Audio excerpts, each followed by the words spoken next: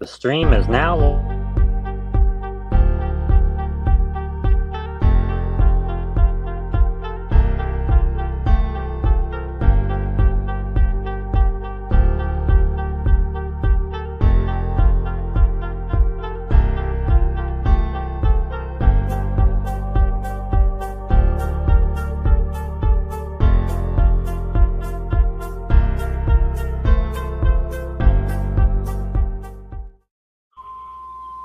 Okay, welcome to the Vigilance Committee. This is not a technical glitch. This is not a duct tape production. I have just gotten a call from Matthew. So bear with me. We're not live on YouTube. Yes, we are. Yes, I we got the are. countdown. We are live, and I don't want to end the stream because we're live. Okay. Welcome, He may have everybody. had to- I'll swear you all in later. Hey, Matthew. You're live on my channel right now. We just went live, so I didn't even get a chance to introduce everybody. Nikki's my partner here. Tyrants Beware is up on the live stream on the panel as well. And we've got a lot of people in chat. So can everybody hear Matthew? I can. Hey, how's everybody doing? I can hear, yes. Okay, everybody can hear you. So what I'd like you to tell us about is life in the Galveston County Jail for the last 9 months. How did it all start? It's a tyrant den over here.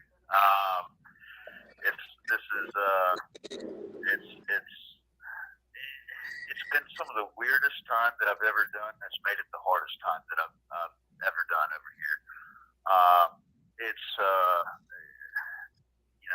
For those that are not aware of why I'm in here, this was a sham DWI charge back in August. I actually came down here to Galveston I left August the 10th from Mississippi to get here early in the morning, August the 11th. I had gotten reports in advance about sham arrests being made by the Galveston Police Department. Public corruption going wild, just tyrants galore. So I wanted to come down and meet up with a few auditors, Good Citizen News, Harvey Freebird. I met News Now Ninja, and we were going to film police stops that would be made right after the bars closed in Galveston, because that was one of the tips that I got, was that they were making bogus DWI arrests. And as soon as I came into Galveston, I made the mistake, the treasurer's mistake, of going live in advance and letting them know that I was coming to Galveston. Galveston police got word of that. I believe they were on the live stream to see exactly where I was at coming across the bridge. And as soon as I came into Galveston, they immediately got behind me and pulled me over. And just so you know, we're going to play the Harvey Freebird video in its entirety. So you'll be rehashing everything. I wanted you to tell us about what Galveston jail is like, and then we're going to play the Harvey Freebird after your 15 minutes is up. So yeah, and I've actually got this thing that I read to you. There's a guy in here by the name of John Overley, and he has given me 100% permission.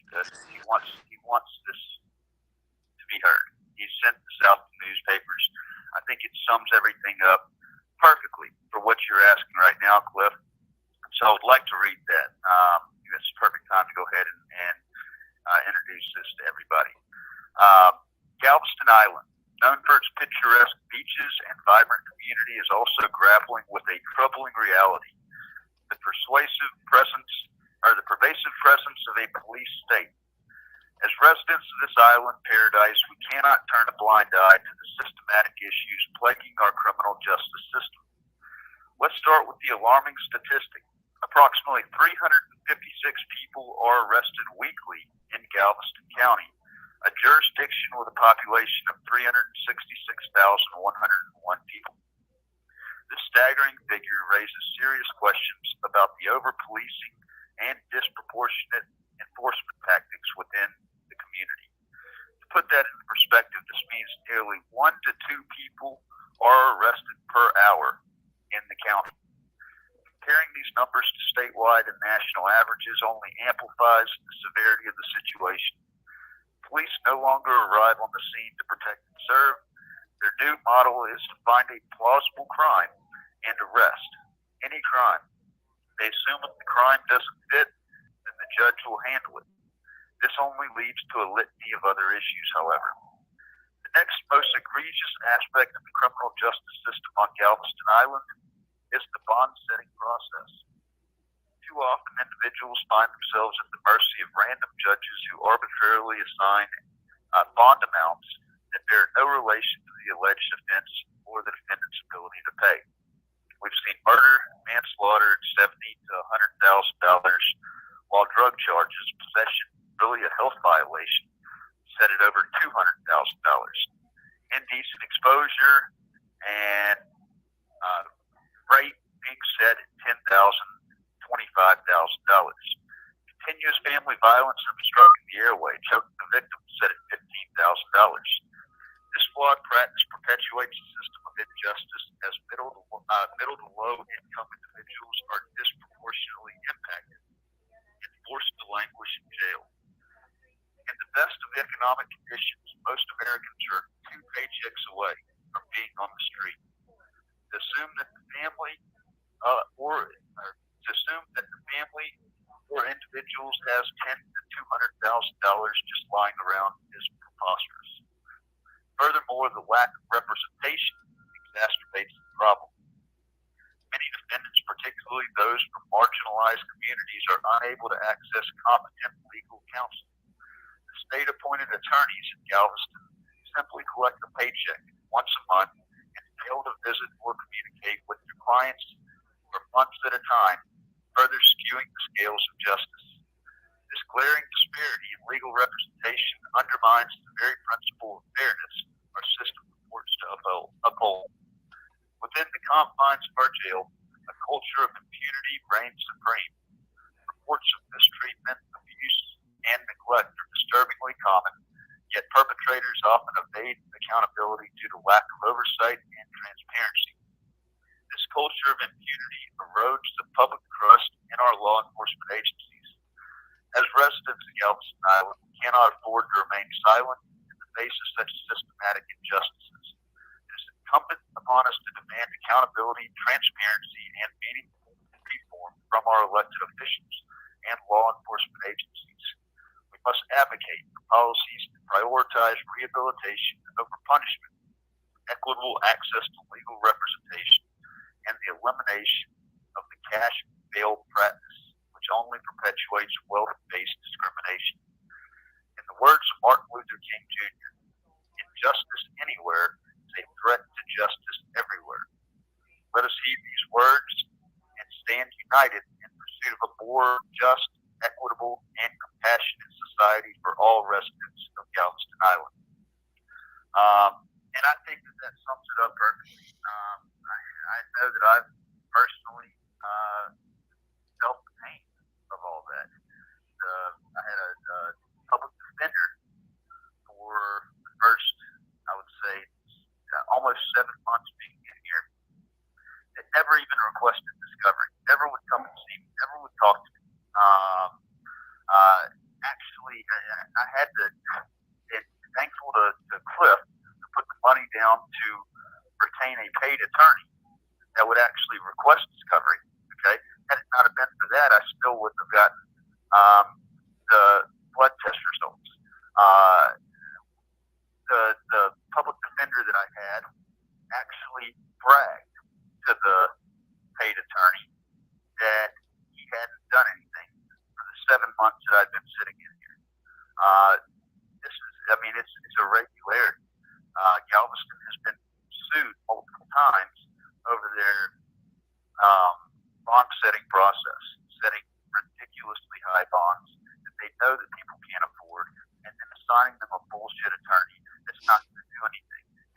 leads to is people, even if they're innocent, the process is the punishment. They plea out to something that that they know that they can beat in court because they're tired of sitting in jail. They're tired of the things happening. They're tired of being, cut off from friends and family. And so they plea out and they give a conviction to the state just in order to get out of jail, to walk free, time served. And that's a major, major issue. It's not just happening in Galveston. The reason why this stuff has snowballed for me personally, particularly out of Lafayette County, Mississippi, is because the same types of things have happened there. I was charged with a bogus false charge. Bond was set ridiculously high the first time, to an amount that I couldn't afford. And the second time, I wasn't given bond at all, and had family crises go on to where I pled out to something that there's no way that the state would have prevailed at trial. But I pled out because I needed to get out to support my family during a crisis. And now they're trying to do this again, a third time with Galveston. And this time it's not going to happen. It's not going to work. Their ploys and their methods of madness are not going to prevail this time. However long I got to sit it out, I'm going to sit it out because this nonsense cannot go on any longer. Well said, brother. I don't know how much time you have left, but and I don't know how many people we have in our audience, but there's a lot of channels in our audience that are willing to help. In fact, I got a phone call from Melissa Stedman. I guess CFW Carolina in Texas is going to be doing a live tonight, and I've been invited onto her panel, so looking forward to that. Harvey, every time you call him, he said he's gonna put it on video. So I wasn't expecting you to call me at this time. I thought it would be another half hour from now, but it turned out perfect, and it's great hearing from you. And we're gonna try to get you some money for that attorney. I know that James DeCote, the public defender that you had, has a bar complaint against him now. Yeah, he does. And rightly so. But I do want to let everybody know I am set up for, I'm scheduled for trial next month on the 28th of May. I got pre-trial on the 17th. What I hear, this thing is headed for a dismissal. But, yeah, of course they're going to wait till the 17th or later to dismiss the case. You've been punished enough for something you didn't even do. And with that, the attorney, I've got to get the attorney fees paid. Right. But it's likely going to get, booted out even longer. I've already been in jail for 9 months, so I'm asking for the compassion of anybody that has the ability to donate to help out with legal costs. So far, $2,500 has been paid to the attorney. I think the total of $5,000. This thing doesn't go to trial, or $7,500 if it does go to trial. And so that's $2,500 to $5,000 more. I think the last month it was around $750. So we're still a ways away. Well, the last I looked, it was at $950, brother. So we're moving it up. The Lord's moving. Yep. Right, that's good to hear. Yep. I want to also go out there to my website.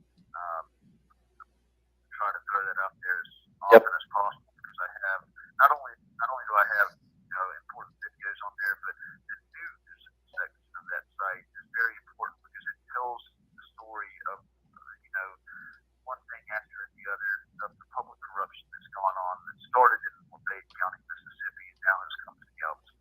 Yeah, I'll be. You have 1 minute remaining. just so you're aware, I'll be showing one of those on air today. So we got you covered. Yeah, the website is www.whatmakeitms.net. Yep. Yeah, hey, I appreciate all the support. Also, I said Cliff has got some other stories of people in here that need to, hey, I think your story needs to be heard as well because it's a commonality. So, hey, God bless. Thanks, everybody. Thank you, Cliff. And I'll take care. All right, you too, brother. We'll talk to you soon. Probably in the next day or two, right? The next what? In the next day or two, right? Absolutely. All righty. Take care. Bye. All right, so I hope everybody could hear that. Well, I couldn't hear it very well because I got my headset on. But what we're going to do now, since we didn't get to do it earlier, is play our intro, and here it comes.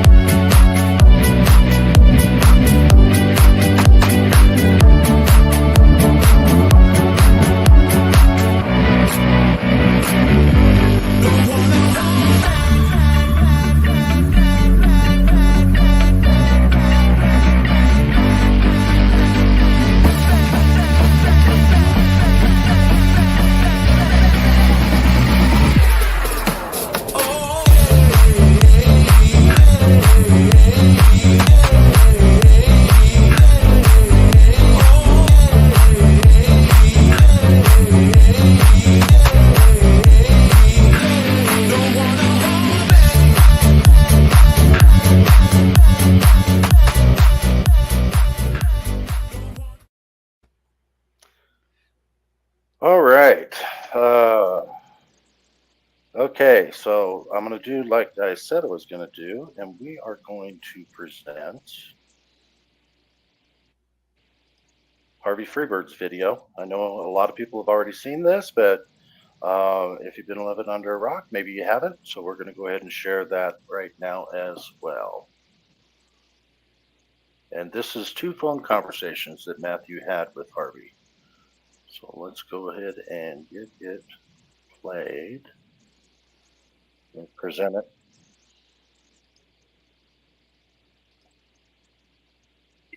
Back in 2007, the end of 2007, and that's an oath that never expires, no matter what. Even though I'm out of the Marine Corps, I got out in 2011. The oath never expired. So I want to read, line by line what happened with this Galveston incident. This was 100% a setup that the evidence will show ties back to Lafayette County, Mississippi. It's turned into a quid pro quo between Lafayette County, Mississippi, particularly their sheriff's department, and the Galveston Police Department. So I, on August 10th, first of all, I had got a few friends over here in the Galveston area that I received tips of public corruption going on with the Galveston Police Department. And after receiving these tips, particularly involving the department, I decided that Galveston, Texas was a place that I needed to go. So on August the 10th of 2023, I took off driving to Galveston, left with a few belongings that I had at the time, and timed it perfectly to arrive here into Galveston at 2 a.m. and rendezvous with my friends to film and document police stops being made on the main street of Broadway for transparency into the alleged acts of public corruption that I received. As I was nearing Galveston, I went live on YouTube announcing to my subscribers that I was approximately 25 minutes away, and went live for a second time as I was arriving into Galveston. Now, I'll say in hindsight, that was a very bad idea because it let these people know exactly where I was at. As soon as I crossed over the bridge and into the Galveston city limits, multiple Galveston police officers proceeded to initiate a traffic stop on me. I safely pulled my vehicle off the public street and into a vacant private lot for the purpose of the stop. I kept my phone live and recording to YouTube for my own safety, knowing that I hadn't committed any traffic laws or any traffic violations to warrant being stopped. The first officer to approach my window was a canine officer named Officer Murphy. I asked Murph why I was being pulled over, and he said multiple reasons, such as failure to maintain lane and failure to use the turn signal. I told Officer Murph that I had video evidence to the contrary and then verbally provided my driver's license information. Murph returned to his vehicle, at which point I noticed that two of my journalist friends had arrived on scene and were recording the stop themselves at a safe distance. Next, Officer Osteen approaches my driver's side window. He glances around the interior for several moments and then asks, "Are you an auditor?" I responded that I wasn't going to answer questions, and Osteen responds saying that he smelled the odor of alcohol and asked if I had been drinking tonight. I answered Osteen with the absolute truth, that I have not touched a single drop of alcohol in 3 to 4 years. He asked me to step out of the car, and I complied. He then asked me if I will take a standard field sobriety test, which I declined, and I fully stand behind my reason to decline, because his quote-unquote test would utilize a subjective standard, his opinion, and not an objective standard based on facts, not feelings or opinions. I wasn't about to trust Osteen's judgment or opinion when he was clearly lying about smelling the odor of alcohol. I couldn't help feeling that there was a nefarious purpose behind these officers and this traffic stop. So I demanded the surefire objective test, the breathalyzer. Osteen told me that they, all 6+ officers on scene, do not have breathalyzers. I demanded to see a supervisor, at which point Sergeant Doherty spoke up saying that he was the supervisor and that they do not have breathalyzers. Doherty said that I would have to be transported to the police department or the jail to take a breath test, and I felt that it was completely unreasonable for me to be transported off-site of the traffic stop and in the custody of these officers for a completely false and bogus statement made by this officer that an on-site breath test would easily and immediately prove. So I asked to speak with an attorney. Osteen asked me one last time to Recently, and for no reason at all, I asked Mint Mobile's legal team if big wireless companies are allowed to take a field sobriety test, and I told Osteen to either give me a breathalyzer or to take me into custody. At once, Osteen takes me into custody, and an officer removes my cell phone, which was recording video to YouTube, from my hands. Osteen asked me what towing company I wished to use to impound my vehicle, and I informed him that I wanted my friends whom were presently on site to take possession of it. However, Osteen refused to allow this and insisted on impounding the vehicle despite the officers searching and not finding anything illegal nor any alcohol. I was placed in the back of a Galveston police truck driven by a female officer, and Osteen gets into the passenger seat. We immediately departed the scene for what I presumed to be the police station to give a breath test. However, instead, I was driven to UTMB Hospital in Galveston for a blood test. I continued demanding a breath test to prove the absence of alcohol because due to the fact that a breath test would provide instantaneous results, not to mention the fact that I have a significant anxiety and phobia of needles and blood. Osteen insisted nonetheless on a blood draw and attempted to get a warrant for the blood draw due to me not consenting to one. A short time later, I was escorted into the emergency room entrance to the hospital. I was never shown a warrant for a blood draw, leading me to assume that one had not been obtained, and I refused to answer any questions asked of me by the nurse or any officer present. Next, I was escorted into the procedure room and onto a hospital bed. Approximately 8 police officers were in attendance, along with the male nurse whom was to perform the blood draw.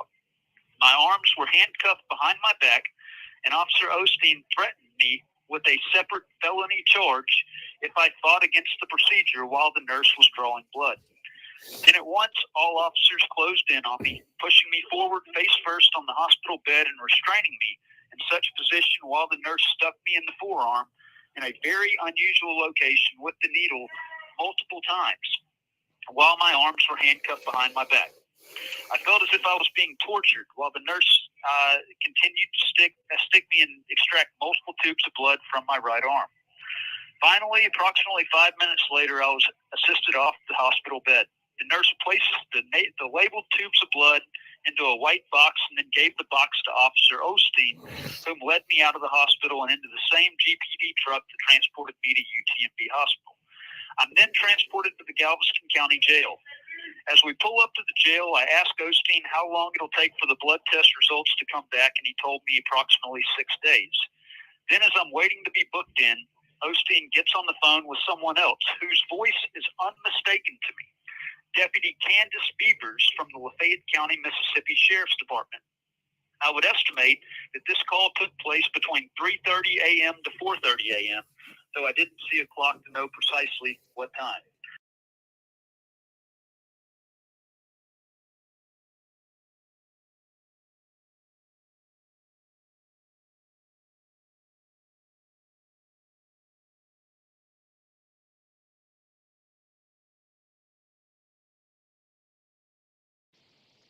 Cliff, your mic is off. All right, so y'all just heard that. He's talking about Candace Beavers. And we're going to be playing a video here about Candace Beavers here right after this. So, and then it'll give you a better idea of how this woman lies. And we're going to prove that here in a few minutes when we play the next video. But we're going to finish this one up. I believe Beavers wanted to further retaliate on me for exposing her lies on stand in court through the video that I published to my YouTube channel on or around August 7th, 2023. I also believe that Beavers and Lafayette County Sheriff's Department wanted to devise a plan/scheme to send me to prison on a probation violation, and that this scheme came to utilizing the assistance of the Galveston Police Department, and in particular this arrest by Officer Osteen, to pull it all off. Beavers and Osteen conspired to have me booked for felony DWI third or more, by Beavers telling Osteen that I had a conviction for DWI in Georgia in 2014, and that she had arrested me for DUI in Lafayette County, Mississippi in 2021. Can I stop you real quick, man? Yeah. You weren't wanted out of Mississippi, but you had recently been released from prison. You were put in prison. You were recording the mayor, and they turned that into felony stalking, and you did a year in prison. Part of your conditions when you were released was not to get arrested, right? Right. So this unlawful arrest that Galveston put on you, that violated your conditions of no arrests in Mississippi. So that's the only thing that Mississippi has on you. I just wanted to clear that up. And if you beat this case in Galveston, then this hold in Mississippi should go away, right? Right. The entire thing around the hold is based on they're alleging that I violated my probation by this DWI. Yeah. But Lafayette County Sheriff's Department was on the phone with Galveston trying to arrange this DWI the night that it happened. Yeah. And then what I'm fixing to get to, they saw your live stream and they colluded. They're probably the reason why you got pulled over. They are. Yeah. I 100% believe that. Yeah. I 100% believe that. So they really didn't like you in Mississippi. And I used to live in Mississippi. They are really bad over there, man. Once you get on their radar, they don't let you off, man. No. Well, and what's really important to know about this, she alleged she arrested me for DUI in Lafayette County, Mississippi in 2021. All right, look, how long do these phone calls last? I don't want to run out of time here. 15 minutes. All right, I was going to say. Yeah, we got 4 minutes left. Let's not go off on a tangent about Mississippi. I think we said everything that's important about them. Okay, what the blood results? Let's talk about what was in it and tell everybody what the blood results were and what is the from what I've heard, the rumor there was a small amount of amphetamine in there, but no alcohol. And the small amount, even the lawyers and the prosecutors were saying that is not an intoxicating amount, that it was an all. Explain to us what was going on with the blood results Have you seen the blood results yet? Because I haven't seen them, but I've heard from the lawyer what was in. Yeah, I have, and in fact, the results came back September 23rd, Okay. 2023. No alcohol in my system. No alcohol. So Olstein lied when he said he smelled alcohol in your breath during the traffic stop. Exactly. Okay. And the whole thing was based.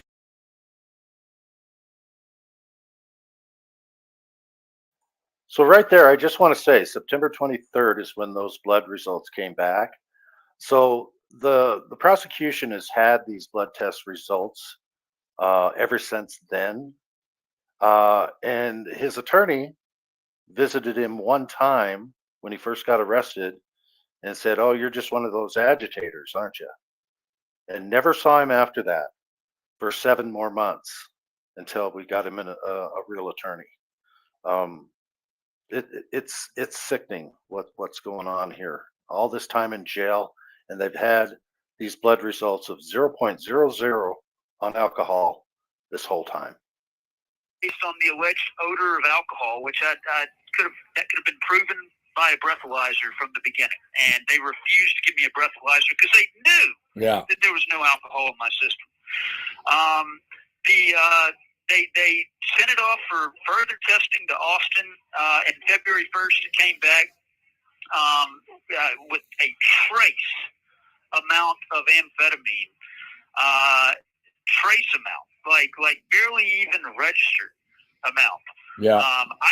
I didn't do anything that day. I was taking cold busters, because I was just about at the end of recovering from a cold. Yeah. Whenever I came down there, and so I don't, that very trace amount could be from that, but the whole stop was based on the odor of alcohol. Yeah. And there was absolutely no alcohol in my system. Okay, let me ask you this, because we're running out of time. We're at 13 and a half minutes. Okay, what do you think about how the majority of the auditing community and cop watching community? 1 minute remaining. What do you think about how the majority of the community is not getting behind you and trying to share your story and show support? Well, I'm begging and pleading the auditing community for anybody that can help to help. I'm very disappointed so far. The Harvey has really been the only one to push the video out of the stuff that's going on, and I give him props for that. But this thing is an absolute travesty that's happened, and I believe that if they get away with it with me, that it'll set the tone for them to get away with it with anybody else. I just, I talked to my attorney earlier today, and he said we're about $2,500 short of him being paid off. He's confident he can get this thing dismissed. He just needs his attorney fees paid. So there's a GoFundMe set up, and I asked, if you have an ability to help, please do help. Harvey's going to post that link for me. Yeah. Thank you for using GTL. Hello, this is a prepaid call from Matthew Reardon, an inmate at the Galveston County Jail. To accept this call, press 0. To refuse this, your current balance is $13.44. This call is from a correction facility and is subject to monitoring and recording. Thank you for using GTL. Hey. I wanted to touch on something else real quickly, if you don't mind. All right, I'm recording. All right, good deal. So I touched briefly on that 2021 DUI. That's what I wanted to ask you about next, man. So that's great. Okay, so they have you charged. Galveston has you charged for a third offense DUI. Let's talk about how that charge is not correct. Explain to everybody what's going on with that. Well, that same Deputy Beavers that I called out for her lies on stand that sent me to prison on a probation violation for a year. She was the one that made the DUI arrest in 2021 in Mississippi over the alleged odor of marijuana. It wasn't for alcohol. It was the odor of burnt marijuana that she claimed. What she conveniently left out was that this 2021 conviction was not a final conviction. It's currently open on appeal based on the fact that I was denied a trial by jury, and that not only did evidence not support a conviction at this kangaroo court hearing, but that evidence disappeared prior to trial that would have proven my innocence on that. They never ran any tests to see if there was anything in my system or anything. And the video of me doing the field sobriety test back at the... Thinking I'm gonna start cutting carbs. I need to drop my belly fat. If you want to drop this at the jail, they transported me off site to the jail.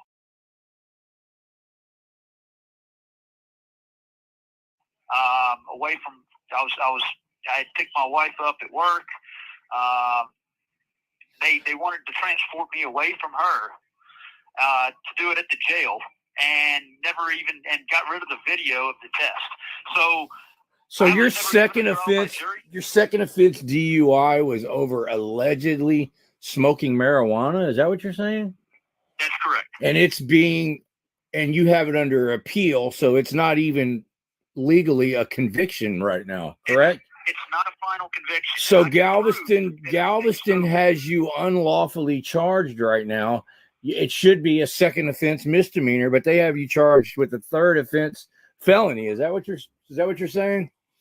Absolutely. And in fact, back August 11th, whenever I was originally arrested of last year, the stand-in attorney at my magistrate hearing actually raised to the judge. They had a copy of my arrest record, and that I never got a second DUI, a second DWI. All that they showed was that I had a 2014 conviction. They didn't show anything from 2021, and that's because the one in 2021 is under appeal. It was never submitted as a final conviction, and that's on the actual rundown of my criminal history from the Department of Public Safety in Texas. Okay. They've known all along that this thing has not been final, and yet they've been holding me on this felony DWI charge. The judge even said, when the attorney brought it up at the bail reduction hearing, that if it's under appeal, if I put in a notice of appeal and the 2021 thing is under appeal, that doesn't count. Are you sure you filed the appeal right? Yes. Okay, so let's talk about, because when I was at one of your court dates, that was a heavy topic that was discussed between the prosecutors and the judge and your lawyer, was the fact that second DUI was under appeal and it's not a final conviction. What is the strategy and what is your lawyer saying about that, and what's coming up next and what needs to be done on this next court date? Let's try to focus on what's going on in Texas, man. Let's forget about Mississippi for a little while, because if we beat the charge in Texas, then you literally didn't violate your release conditions in Mississippi, correct? Right. All right, so let's get back to this upcoming court date and you and your lawyer's strategy and how you need help and what y'all's strategy is. So I just talked to the lawyer. The lawyer says, based on everything, that this thing is going to be, he's going to get it dismissed. He just needs his attorney's fees. Right now he's only been paid $2,500, and I do want to give props to Cliff Williams on that. Cliff put up the $2,500 to go ahead and get him retained. So I can't thank him enough. And then that's something that I'm going to pay back once I get out of here. Yeah. But just the fact that he went out there on a limb and did that, I give huge props to. But yeah, I'm set for trial on the 28th of next month. I have a pre-trial conference on May 17th. But the attorney intends on this thing, getting tossed out before then. Right now, there's the dash cam video of the stop the officer that pulled me over is conveniently missing. That would show that, it would ultimately demonstrate that they had no probable cause to pull me over. Another weird thing that I just recently found out is that in the probable cause affidavit, for the warrant affidavit by the officer Osteen, he claims that the reason for the stop was based on me speeding, going 47 miles per hour, or the wording was approximately 47 miles per hour in a 35 mile per hour zone, that failure to maintain lane, failure to use a blinker signal, and that my license tag was obstructed. I can prove based on my own videos, as well as Austin and Harvey Freebird have video from that night. You can clearly see the back of my car and see that my license tag is not obstructed in any way. I had a properly mounted rear view tag camera on there that wasn't covering any part of the plate. In my video, in my live stream, you can see that my blinker signal is on the dash. My phone, I had it sitting on a stand, and it ended up wobbling, so you can't really tell 100%. So you're saying it was an unlawful stop, and they conveniently lost their dash camera footage from inside the police car that would prove what you're saying, basically, right? Absolutely. All right, I'm just trying to save time, man. I'm not trying to cut you off because there's some important things I want to touch on. Okay, so tell everybody how this unlawful arrest has impacted you negatively. How much time have you been in jail right now? What are your losses? Let's talk about the negative effects on your life at this unlawful arrest. Just real quick. You don't have to go into a long story, bro. Yeah. Well, I've been in the jail for about 9 months now. Yeah. And that during that time of being in the jail, the Galveston Police Department seized my car from impound and allegedly sold my car at public auction. We tried to get it out. They wouldn't let us get it out. But yeah, they did that. Yeah. They listed it. And we actually bonded you out one time, and then they immediately rearrested you too. Let's not forget about that. We did get you out. Yeah. And then that's when Mississippi put their conditions for arresting you back on. But go ahead. I'm interrupting you now. Well, and all that stems from, I tried to get my car out of impound, but the keys were missing because Galveston Police Department, one of the officers stole the keys out of the car before it was impounded.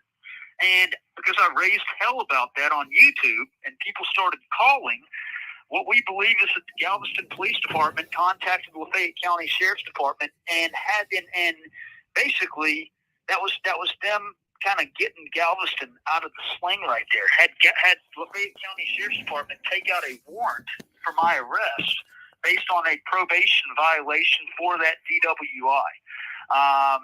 But in that amount of time, I lost my car. I've lost my wife. My wife hasn't answered the phone since I've been in here. Since basically Christmas time. I've literally lost everything. What I had left, my goal when I came down here to Texas was to get away from the corruption got real bad in North Mississippi, particularly around Lafayette County, and I was banned from Lafayette County. I couldn't go back to where where I had previously resided. So I wanted to start fresh out somewhere new. I wanted to come out here to Texas. I left with my car and what I had left as far as my belongings, because I had been through the ringer. I had been completely through the ringer. I wanted to get established out here in Texas and then try to get my family moved over. And then all this happened, and I've been stuck in jail for 9 months. Lost the things that lost my car, and I feel like I lost my family. Yeah, and you've got $100,000 bond right now, which is almost like having no bond. But even if we could afford that Mississippi has that hold on you, because by this unlawful arrest in Galveston, you violated your release conditions. So it's almost like you have no bond. Let's see. Right. It's a no bond hold for the extradition. Yeah. Yeah. And Yeah, just let why let's just talk about why don't you try to convince the people listening why they should help spread your story. And somebody else is trying to call me and it distracted me. Let everybody know why they should spread your story and try to help and spread this GoFundMe and help try to raise the money to get the lawyer paid for so you can get out. Well, I want you to think about what would you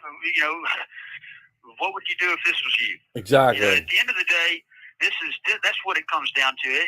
As I said, precedence is a big thing, and if they get away with it here, with blindly, making this false accusation, and then just seizing everything of mine, doing a blind, just taking and running with it the way that they have with me. What's to stop them from stopping you next for doing the same types of things, for standing up for our rights, for protecting our constitutional rights? What's to stop them from making a traffic stop on you next and alleging that they smell the odor of alcohol? That's a good point. You're in my position, but you're begging for them to give you a breathalyzer to prove that you had nothing in your system, to prove that you had no alcohol. Okay, I understand what you're saying, and that's a good point. Nobody wants the same thing to happen to them that happened to you. But what I want you to do is I want you to with your open heart, talk to the people right now and ask them sincerely for their help in spreading this story and your GoFundMe and trying to help you pay for your lawyer. Well, I sincerely am pleading for anybody that hears this message to, if you can find it in your heart, to assist me.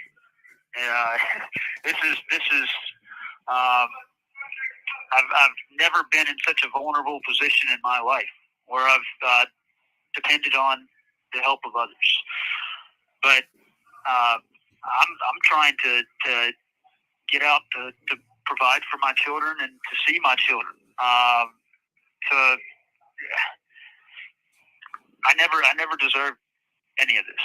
I swear on everything that I never did anything, any type of intoxicant before driving, while driving. All that was a sham. Yeah. I'm pleading with everybody out there that hears this message. If you have anything at all that you can contribute to this GoFundMe to help raise the money for this attorney, I'm not even, if it raises enough that I can replace my vehicle, that would be great. But right now, the number one thing is just getting this attorney paid off so that I can get this thing dismissed and put behind me. Yeah. 9 months in jail. You have 1 minute remaining. All right, one more question I forgot to ask you. We got 1 more minute left because a lot of people have seen the video, and I'm just going to be honest, and I don't want to hurt your feelings. A lot of people don't like how you handle that traffic stop. What can you say about that real quick, about the way you handled the traffic stop? I think I should have handled it. I should have handled it a lot better than I did. I had been driving for approximately 11 hours at that point.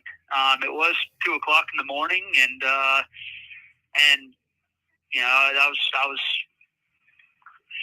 should have. I probably nervous. Really, yeah, I was nervous. Yeah, adrenaline pumping. When the police pull you over and that adrenaline pumping, your brain goes to mush. I've had it happen really to me. What happened. It's just like it is now, on the spot, trying to think of what to say. Yeah. And my brain you were trying to be cooperative, and at the same time, you were trying to uphold your rights, but you should have just. Thank you for using GTL. All right, well, we lost him, but my point is, and I'm going to end this recording, is you could tell he was trying to stand on his rights, and at the same time, he was trying to show the officers that he was being cooperative and he wasn't drinking. And those two things don't mix. You can't stand on your rights and be cooperative at the same time. He should have stood on his damn rights, and that would have been, and that's it. I don't answer questions. I want my lawyer. No, I'm not blowing. I'm not taking a field sobriety test. I refuse everything. Write me the ticket or take me to jail, period. And I had videos of me doing the same thing, and it was a wrap. It was over with. Don't give them nothing, and they ain't got nothing. So yeah, he made some mistakes, but look, we're all human. We all made mistakes. This man's been unlawfully arrested. He's in a cage. It's not right. We've already raised $2,500 for his lawyer. We're trying to raise a little bit more. His GoFundMe link will be in the description and the pinned comment. I'll see y'all later. Appreciate it. Okay.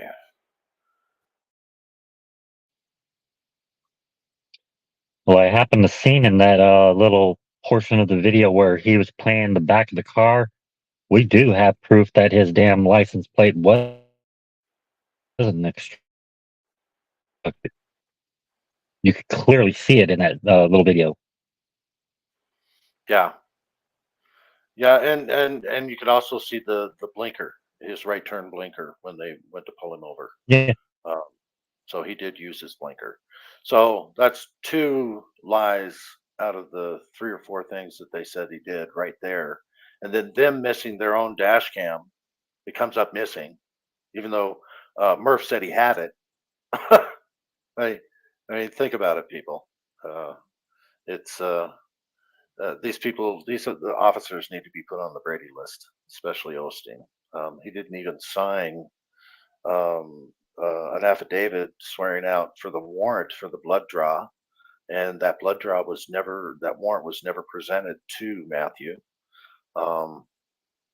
And Nikki, I want to hear from Nikki because she might have some housekeeping as well. What do you think of all this, Nikki? Well, what we can do is, we can redress our grievances. I have put the information for the district attorney in the chat. Um, you know, any one of us could end up in this situation. We all need to come together to get everybody on the same page. Whether we like the person or not, we still need to stand together. Um, there's a lot of questions about this case. There's a lot of different facts that are starting to come to light. Um, you know, the only thing I can say, guys, is share the story everywhere you can. Um, the GoFundMe is posted everywhere. Anything that is sent to the channel's PayPal or Buy Me a Coffee today will be going to the Matthew Reardon GoFundMe. Anybody Thank you who for that, Nikki. to the Cash App, that's Tyrants Beware, that is also going to the GoFundMe.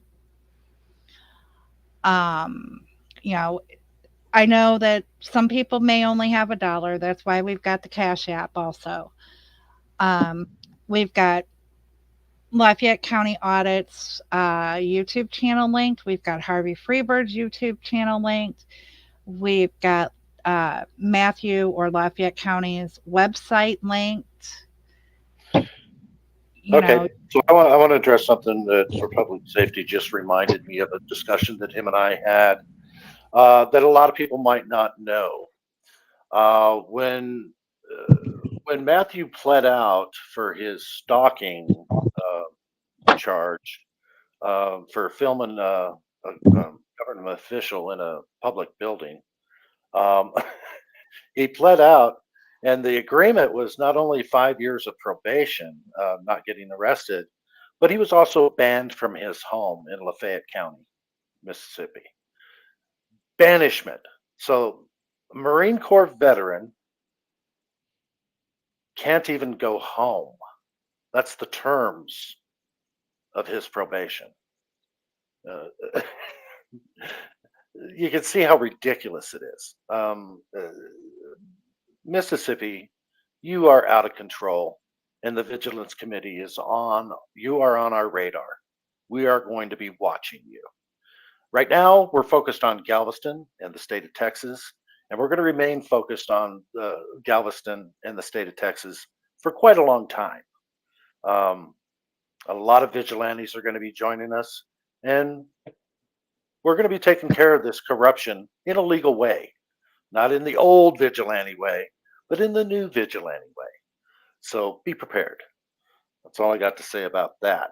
So the next thing I want to do, if everybody remembers, we were all talking about Beavers and what happened with this Sergeant Beavers in Lafayette County, Mississippi, and how corrupt that county is. So I'm going to play a video, and it's going to talk about a lot of different things in this video. It's about 16 minutes long, and please listen carefully to all of this because it's very, very important. Before I do that, Tyrants Beware, do you have anything that you want to add? Yeah. Last night while I was on mode medium, everybody seems to know who he is. Definitely go and Sarge. subscribe to him. Yeah, Sarge. But Absolutely. there was a question that was popped up last night on his stream, and I want to reiterate the answer that I gave. The question was, I have nobody to share it out to, so what can I do? The simple answer is you can share it out. Even if you don't have Facebook, you don't have a YouTube channel, take your phone, show it to your family members, show it to your friends, and say, hey, take a look at this, see what you see. Get your neighbors to look at the video. Get everybody that you possibly can within your immediate area to look at that video and see if they can help out. You don't have to have it shared out through social media. Try to And the funny, find ways that you can get people to see it around you. Take it to your local mayor, anything. Maybe somebody will actually have a bigger channel than ours that will be able to post it and do something about it. well said. Also, folks, the folks of Galveston, you need to get your police department in line.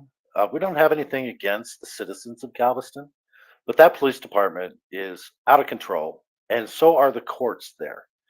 Get them in control before it affects your wallet, because there's lawsuits a coming, and many of them. So get ready. If you want to redress your grievances, I suggest you make the calls to whoever you know in Galveston that's in power and tell them that you're not happy because you shouldn't be. People's rights are being violated there on a daily basis, numerous times a day. It's absolutely ridiculous. So I'm going to go ahead and play this next video here. I'm going to go ahead and just present.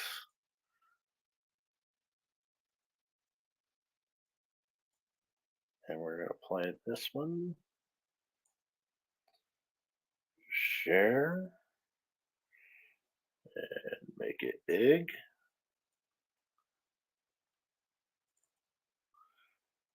Oops, what happened here? Somehow this got, oh.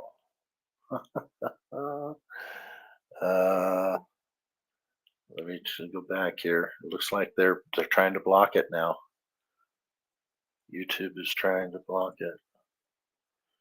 So let's try. Go to the website. There we go. All right. Now present. Share.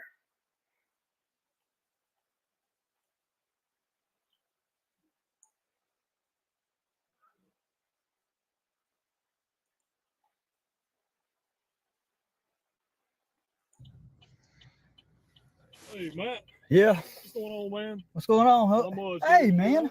Good to see you. Yeah, you too, buddy. You're right. You shake your hand, dude. You doing all right tonight? Doing good. How'd Holly Springs go? It went well. It went Yeah. well. What I you pull me guess- over for? Well, your tag expired I know, earlier this I month or earlier this year. So It's been yeah. tough. I understand. Wanted to ask you, have you got your car in park? And if you don't mind, would Yeah. you kill it for me just for our safety and everything? Yeah, of course. Okay. You ain't got any weapons or anything in the car, do you? No. Gotcha. Huh. So there was paperwork that was issued today, and I just wanted to talk to you about it and give it to you. And I figured coming from me would be the best. Sure. If you want to get out, I'd be happy to let you look at it, or if you want to stay right there. I'd prefer to stay right That's here. fine. Yeah. So I want to show you what it is. It is in the Circuit Court Law of Lafayette County, Mississippi. It is a order of holding until the defendant. It's a revocation hearing, and you're going to have a hearing on it tomorrow morning.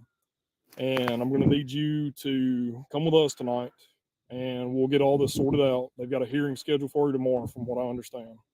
Okay. Wait, for what? It's just they have revocated. It's a revocation hearing, and they are ordering us to hold you. Okay. This is crazy. Yep. So, if you want to, man, I'd really appreciate it if we could just go ahead and get this taken care of. We're going up there, and I mean, dude, I've done nothing wrong. I just came from Holly Springs, man. I understand. I don't know. Can I at least take my car to the house? So, in a situation like this, what would be best is if you can get a family member. Or I can't. My wife is out in Hernando. Okay. I have kids at the house. I was on the way Now, back. if you're okay with it sitting here, the bad part about it is now that we've made contact with you, I can't allow you to drive off, is what I'm getting at. So if you want to leave your car sitting here until she can come get it, I wouldn't mind having me or somebody else to come out here and give you a hand with it, okay? Can I call her? Yeah, absolutely. Call her. I'm cool with that. All right.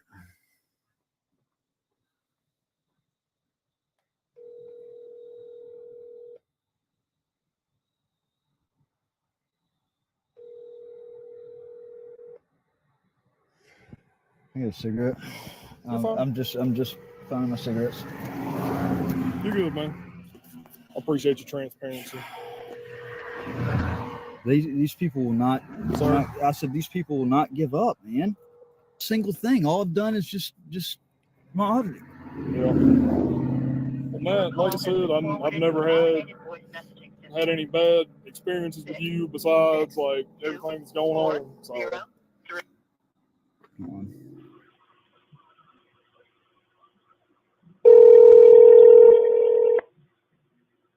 FBI Oxford. Yes, sir. I need to speak with an agent. There's a major issue going on with the Holly Springs Police Department. There's blatant corruption going on, starting from at the top down. And I've actually got this on video. I've got audio recordings. If I didn't have it, I wouldn't believe the evidence that I had myself. Well, we do walk-ins as opposed to phone calls. I understand that, but there's a little bit different of an issue for me. I'm actually, and that was another thing I was going to talk to the agents about. My constitutional rights have been literally mowed over by Lafayette County and now by Holly Springs. I'm actually banished from the city of Oxford. I've got to get permission to come into the city, and I know y'all are in the city, but so basically I need to make an appointment with y'all to come in there. If somebody can set a time with me so I can let Oxford know, or let Lafayette County Sheriff's Department know, and come in there and meet with y'all. Well, anytime between the hours of 8 to 4, Monday through Friday would be fine. Okay. Is there like a lunch period that nobody's there, or even during the lunch period? It kind of varies from day to day. I would say if you could come before 12 would be perfect. Okay. Well, I'm actually right now, I'm mixing down the video from what happened yesterday to include body cam. And I've got about another, actually, it's already encoded. I can go ahead and put it on a jump drive and bring that up there. Yeah, I can do that. Let me find a jump drive to load this evidence onto, and I'll come up there. Okay. All right. Great, thanks. Thank you. Bye. Sheriff's Department. Is Jonathan Fingerman in? I don't think he works today. Hang on. All right, can I speak to somebody else? I need to inform them that I'll be coming into Oxford. Okay, I'm transfer you into dispatch. Hang on.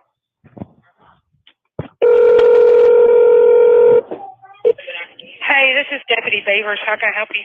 This is who? Hello? Hey, who's this? Hey, this is Deputy Beavers. Can you hear me? Yeah. What's up, Beavers? Hey, who's this? Reardon. Oh, hey, Matt, what's up? Hey, I've got to go meet with the FBI. I just spoke with them. I need to go really within the next hour. Okay. Hey, do you know who that's supposed to go through? Like, is it supposed to go through like Mr. With Scott or the sheriff or? No, I mean Jonathan Fingerman took my stuff yesterday and had everything jotted down. He's not working today, so as long as I just inform the sheriff's department, I don't need to speak to Joey. I don't want to speak to Joey. I don't want to speak I just was making sure because I didn't know that you had spoke with Fingerman yesterday. Yeah. So, let's see here. What time do you think you'll be coming through? I'm probably gonna head out here in the next 30 minutes to come up there. Okay. All right. Well, that's fine, sir. All right. All right. Thank you, sir. Thank you. Bye. Bothering you. You said the U.S. Attorney's Office, right? No, the FBI office. No, after that, I'm talking about. Oh, the district court. District court. Okay. But I don't even know if I'm gonna have time to go there or not because I've got a lot of stuff on my plate today. I'm gonna. I understand. That's fine. I'm just writing all this down so I can give it to my dispatchers. That way they know. That's all. All right. No. What it really is Joey's being nosy. I haven't talked to Joey, but I'm sitting in dispatch as we talk. So. Oh, I got you. All right. And who are you supposed to be meeting at the FBI building? FBI agent. Well, I figured that, but who? I don't need to disclose all that information. All right. Just the FBI is sufficient. And you said before lunch? Yeah. All right. Well, like I said, I don't mean to keep bothering you, but I just wanted to write this down. Yeah, I'm trying to get this mixed down, and I'm having to do some voiceover to point certain things out. So I need to. That just interrupted my basically my screen grabbing. I was trying to get this done for him so I can leave and take this up there. Okay. All right. So you have something that happened yesterday. Oh, okay. Well, I wasn't here yesterday, so I got you. Yeah. All right. Well, you have a safe one, Matt. All right. You too. Thanks. Bye. I'm sorry. What time did you say your appointment was? I think we cut each other off. They really don't do appointments, and that was what I told them. He said if you could just come up here within like the next hour before lunch, that would be great. I was trying to set an appointment. Okay, guys, if you can read that transcript, that's the court from his revocation hearing. And you can see she's clearly lying to the court because this phone call basically proves that, but they didn't allow him to show this evidence of the phone call that he had made to her because he did have permission to go there. That's the whole reason why they put him back in prison, was her testimony. She lied. Okay, that's fine. I just didn't know if you would say it or not, and I was like, I didn't know. I was like, I think we cut each other off, though. Yeah. And it's the one. Are you talking about the one over there? Because by the sheriff's department, or the one up on the hill by Kroger? They don't have one by the sheriff's department. No, it's over there by Kroger. Well, by Kroger. Yeah. Y'all have one over by the sheriff's department? Well, the federal building over here. Oh no, yeah, that's the district court. No, I need the actual FBI office. Okay, that's fine. I just didn't know if I was like, I don't know if you said a time or not, and I was just calling back. Yeah. But is that the only place you're going, though? Well, will you call? Can you call the sheriff's department and ask for me, and just let me know if you do go somewhere else? yeah, I didn't make it around to going to district court yesterday. I was going to go over there and check on things with my lawsuit that's going on up there, and I didn't have time to make it over there. So I was gonna kick it to another day, and I might if it just depends on. I've got a busy day planned out today, and I didn't expect to need to go and sit down with the FBI today. It just came up, and I have to now. Understandable. So I may end up going to district court, but I can let you know. Yeah, if you don't mind, just that way, somebody don't call and all that stuff, and that way I can already talk to you. Just if you decide to do that right before you leave the FBI building, just will you call me? Yeah, and is y'all's number still the same as at 911? I mean, if you want to call 911, absolutely. I'm just kidding. If you want to call I'm not going to tell you no if you're having an emergency, but just call up here and you can ask dispatch for me, and they'll get you to me. All right. Sounds good. All right, sir. Be safe. Yeah, absolutely. All right, bye.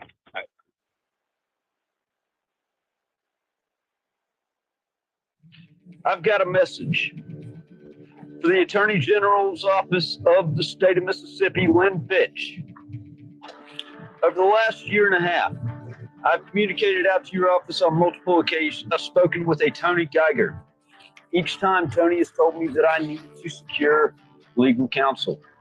The State Attorney General's Office has refused to get involved with the Fayette County conducted investigation, even so much as bat in eyelid. Tony claims that the Attorney General's Office goes by the state constitution. No, it doesn't. I'm here to put the Attorney General's Office in the state of Mississippi on notice of multiple violations of the Mississippi Constitution. Article 3, Section 6, Article 3, Section 11, Article 3, Section 12, Article 3, Section 13, Article 3, Section 14, Article 3, Section 15, Article 3, Section 16, Article 3, Section 17, Article 3, Section 21, Article 3, Section 23, Article 3, Section 24, Article 3, Section 25, Article 3, Section 26, 26A, Article 3, Section 27, Article 3, Section 28, Article 3, Section 29, Article 3, Section 31. Those are the ones that they're in direct violation of, and I have evidence backing that up. I've demonstrated it, okay? When you have 18 violations of your state constitution out of 28 amendments, you've got a fucking problem. Fix it. What type of claims are being it's going to be 42 U.S. Code 1983, 42 U.S. Code 1985, 42 U.S. Code 1986. There's 14th Amendment violations, 4th Amendment violations. There's extreme prosecutorial misconduct that the county piggybacked on that actually conspired with private citizens to introduce knowingly perjurious testimony and witnesses, false witnesses. That all came out in court back on the 4th. So the state attorney general's office has refused to uphold the duties of her office in conducting an investigation into the Lafayette County Sheriff's Department. There's been cameras that have gone missing. They are running a very loose ship over there, and I've had enough of it. It ruined my life 4 years ago. I've lost everything. I've lost 4 houses over the last 4 years, had to move my kids. And, that's the thing is, this fiasco has taken enough of me, and I'm not taking any more. So I've got a complaint that's got a ton of teeth that I'm prepared to go forward with in federal court, and pursuant to established case law, I can even bypass the state and go straight to the federal level with the 14th Amendment violation.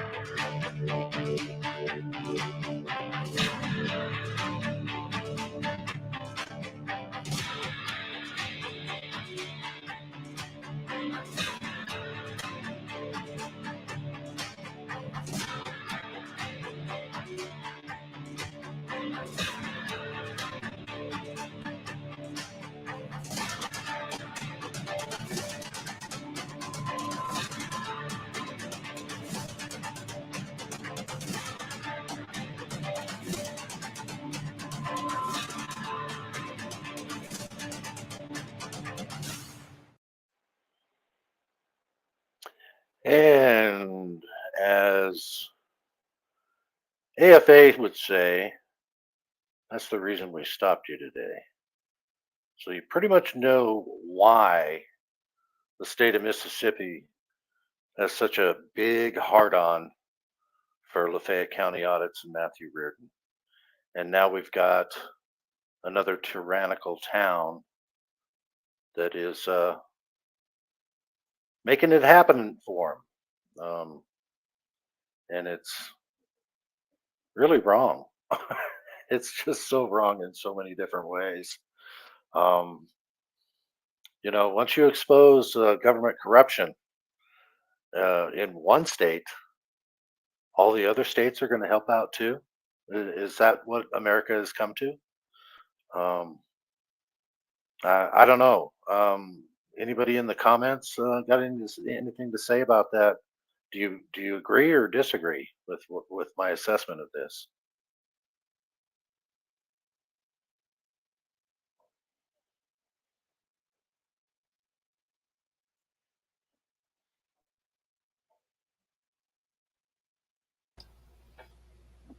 I tend to agree with you, Cliff. I'm just thinking once one jurisdiction gets away with something, it gives all the other jurisdictions a a Cliff Notes version of how to do the same thing to everybody. So, are we gonna all stand together and fight this, or are we gonna put our heads in the sand and say, "Oh, it won't happen to me. I don't do anything wrong." We need to come together. We need to let those in charge know that we are watching them, that we are going to stand up Vigilant. for each other. Yes. And so, like I said, I'm going to swear everybody in as a vigilante later on, just not today. But I appreciate you coming to the Vigilance Committee and taking a look at our first video. Sorry about the technical difficulties. We did get a phone call that wasn't scheduled. And so we had to do that as well. And I think we can end it here. Don't miss the live that CFW Carolina is going to be doing tonight. She's going to be talking about Matthew and another case that she's been working on as well, again in Texas. And I think that's where our focus needs to be. I appreciate everybody for coming in. And we're going to go ahead. I'm going to play our intro again, and then we're going to go ahead and end the stream. Let me exit full screen here real quick. And thanks for coming, everybody. We'll talk to you again soon. Unless there's people that want to come up on the panel. I know that for public safety had some questions in here. I hope they got answered. And just kind of waiting here for a second just to see what everybody's saying in the chat. Oh, appreciate that, Let's. Brandon Mitchell, I'm glad you're here. Stephanie, Melissa Stedman, Wanda Mize. Of course, Nikki is my business partner, so I'm not going to welcome her into the chat. She's always going to be here. She's the lady on the back end that knows what she's doing, and happy to have her with me. And thanks, Phyllis, for all your help as well. And everyone else in the chat that's been in here and been supportive today, really do appreciate it. Thanks again for Public Safety for coming in. Leroy Truth, love you, brother. Watch your videos a lot, and hopefully somebody puts your link in the chat as well. Jocko, Lady Justice, Wanda Mize. All right. I'm going to go ahead and play this. Also, a big thanks to Tyrants Beware for showing Absolutely. up. Well, y'all guys know me. You don't ever have to thank. You just have to tell me. Yeah, and Tyrants Beware did this intro, and I'm going to play it as an outro, and then we're going to go ahead and stop the stream. You guys have a wonderful rest of your day. Thanks for coming.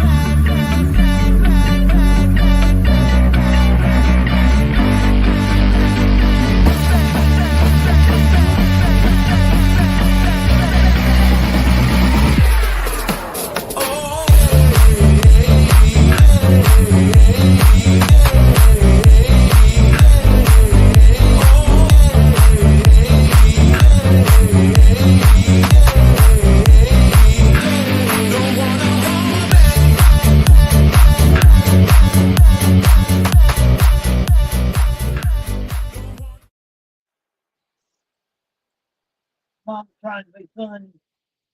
What's the greatest cat? Oh. You don't have to